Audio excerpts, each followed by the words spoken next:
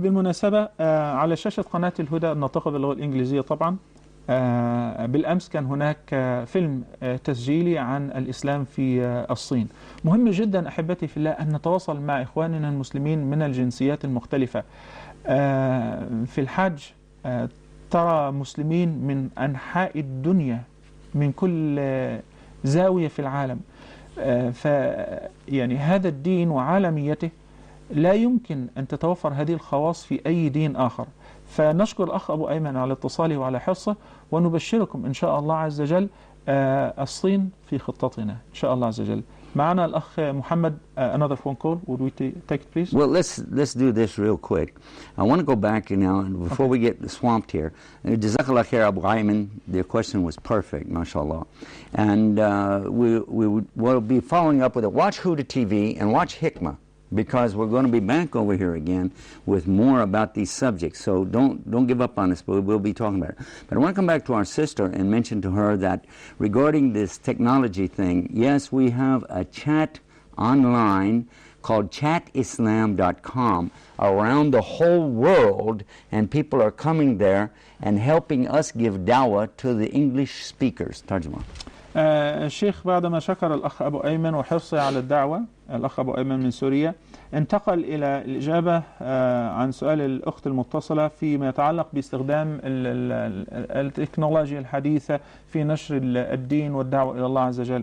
أنا أعرف شخصيا أن الشيخ يرعى عشرات المواقع الإلكترونية في نفس الوقت، وله مشاركات في مئات المواقع الأخرى، ولكن عشرات يرعاها شخصيا.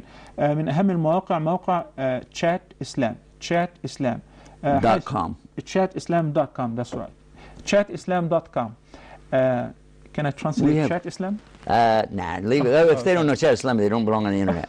Anyway, don't forget we have 6 scholars every day coming on, spending time and answering questions. Yeah. And you can type and get their answers. على موقع شات إسلام الذي يرعاه الشيخ يوسف استس من أجل الدعوة، يوميا هناك 6 علماء متخصصين في إجابة الأسئلة ودرء الشبهات على مدار الساعة يوميا. Sheikh Yusuf, let's take this phone call because we've been waiting for a while. Yeah, okay. but wait, the first one. Okay. Take the first one too. And Muhammad, who said about the scholars talking about the last day, the judgment and everything. You may have a good point. You may have a very good point, because sometimes we have a tendency to be repetitious, just saying the same thing over and over. But this is a critical part of the Yawm al-Jum'ah, is to give what is called admonition, number 1. Number 2, to must remind ourselves of this imminent day of meeting with Allah. We must do this because this is the sunnah of Rasul sallallahu alaihi wasallam, and he said a sign of the last day when the Imam, the Khatib, will not be mentioning about the Dajjal and will not be warning us about this. So we want to be sure you understand this is why the Imam's working hard to make sure. But maybe we'll talk to them about getting some mixture here to help us with other things. Perhaps he's concerned about maybe he's just praying Jummah at the same place where every Jummah. See the same thing, yeah. So, give him ترجمة for what he said. الشيخ يوسف أراد أن يجيب قبل أن نأخذ هذا الاتصال، ونعتذر الأخ المتصل والإخوة المتصلين على طول الانتظار. الأخ محمد الذي كان يريد أن يوجه نصيحة إلى الخطباء الذين يتحدثون باللغة العربية، حيث يكثرون الحديث عن يوم القيامة والنار وعذاب القبر إلى غير ذلك، وقال خطبة الجمعة ما هي إلا موعظة وتذكرة، ولا بد أن تشتمل خطبة الجمعة على هذه المواعظ. هذا أمر لا بد منه، ولكن هو أيضا يرجح أن يكون هناك دمج وخلط ومزج بين متطلبات الدنيا ومتطلبات الآخرة، بين الحرص على دخول الجنة والخوف من دخول النار. وهذا ما أردت أن أقوله أيضا في البداية، حيث أن كثير من الناس يلوك هذه المسألة كالعلك، ويظل يقول الخطيب يتكلم عن الدار الآخرة وعن عذاب القبر. هذه حقائق وهذا أمر واقع. يعني نموت ثم ندفن ثم نلقى الله عز وجل، فالمسألة لابد أن يكون هناك تذكير دائم. نعتذر الأخوة المتصلين ونبدأ في أخذ اتصالات. السلام عليكم ورحمة الله وبركاته. وعليكم السلام ورحمة الله وبركاته. من معنا؟ محمد سلمان. أهلا وسهلا. من أين تتحدث أخو محمد؟ أنا أتكلم من السعودية. الأخ محمد من السعودية. محمد سلمان from Saudi. السلام عليكم يا أخو محمد، تفضل. وعليكم السلام ورحمة الله وبركاته. سلامنا ليكم وسلامنا للداعي الإسلامي يوسف. والله يبارك فيكم جميعا إن شاء الله، وربنا يوفقكم في رحلة التصفيل. اللهم جزاك الله خير. أتمنى أن يكون اللقاء ده خالص لوجه الله سبحانه وتعالى. اللهم آمين آمين. وأن تتحقق فينا مقولة الرسول صلى الله عليه وسلم: قدمت لي الدنيا شرقا وغربا في غزوة الخندق. نعم نعم. أنا عايز أسأل الداعية الإسلامي يوسف، أنت بصفته إنه جامعة ما بين الإسلام والغرب، إيه دورنا إحنا بقى كمسلمين نصح المفهوم اللي عند الغرب ده؟ أحسنت. إيه اللي إحنا نصلحه نعمله علشان نصح المفهوم السيء اللي عند الغرب ده؟ نعم. ونتمنى من الله سبحانه وتعالى إنه يهديهم ويعزهم بالإسلام. جزاك الله خيرا. السلام عليكم. عليكم السلام ورحمة الله وبركاته. ما شاء الله. Thanks first of all, and وأنت كذلك. نعم. And his question is really specific and to the point. I really appreciate this kind of question. He's saying that what can Muslims do in order to fix this distorted image of Islam and Muslims in the West? Yes, and certainly Allahu Alam. But one of the things that we find is just do the minimum of Islam which is required from us, and it makes a big difference. Just doing the minimum. I have seen it again and again and again.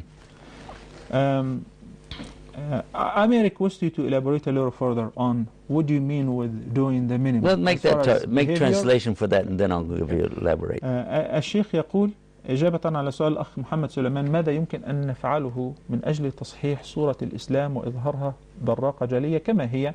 فقال: المسلمون لو بذلوا أقل القليل هذا يكفي.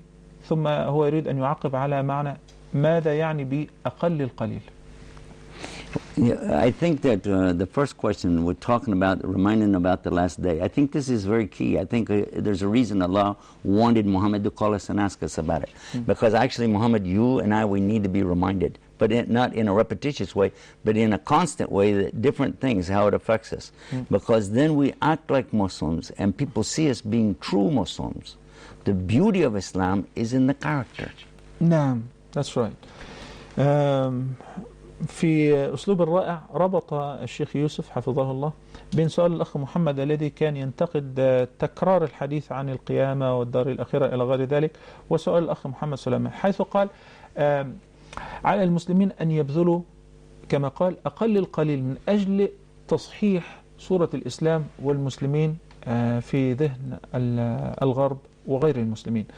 قال: لو أن المسلمين ظلوا على اتصال دائم بالله عز وجل من خلال تذكر مسألة اليوم الآخر والبعث والنشور والحساب، لم تثلوا الأخلاق الكريمة التي من أجلها بعث النبي صلى الله عليه وسلم.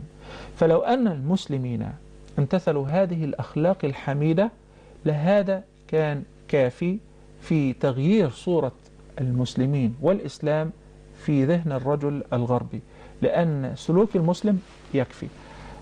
Before I go back to you, we have brother Ali from Jordan. Ali من أردن. We love Jordanians so much, so we cannot just keep them on the phone. السلام عليكم علي.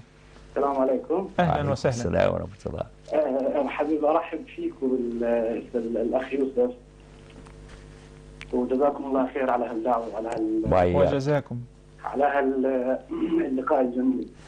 بارك الله فيك. حابب أحكي إنه توصيل الإسلام زي ما حكى السيد يوسف منهم يعني بشغلات بسيطة جدا ممكن خلال تعاملنا إحنا كعرب مع الأجانب اللي بيكونوا عندنا في بلادنا. نعم. نعكس لهم صورة جميلة عن الإسلام. يعني أحيانا إحنا بنتعرض إنه بيجونا غربيين بيتعاملوا معنا ببلادنا العربية، تعاملنا معهم يعني لازم يعكس الصورة الحسنة للإسلام، بدون ما انه احنا يعني يكون لنا جهد كبير انه نشر الدعوه.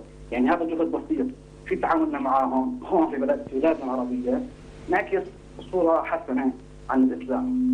الله خير. طيب جزاك الله خيرا يا اخ علي، ولكني لو وددت ان انت تدينا مثال عن مثلا كيف تحسنون التعامل مع غير المسلمين لما ياتون لزياره بلدكم الى غير ذلك حتى نشارك مع المشاهدين. Ali was commenting on what you just said, which is Muslims need to do the minimum. At least. The least. Yeah, this is at least. And he said, as a matter of fact, of this least or the minimum, whenever we have non-Muslims and Westerners it's amazing to them. Yeah, exactly. How did you know عجيب. هذا عجيب. Okay, he's saying that when they come to visit our countries, our Arabic countries, he's from Jordan. Yes. He said that when we treat them well, Yes, they're amazed. whenever we are well mannered with them, this is the best way of delivering the message. The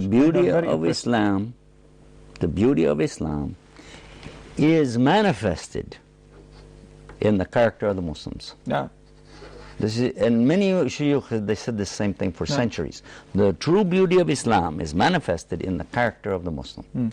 الشيخ يوسف يقول معقبا على ذلك: جمال الإسلام الحقيقي يتجلى في أبهى صوره في سلوك المسلم. And this is what the Prophet ﷺ said: I have been sent exclusively to perfect good manners. حسين من مصر: السلام عليكم ورحمة الله وبركاته.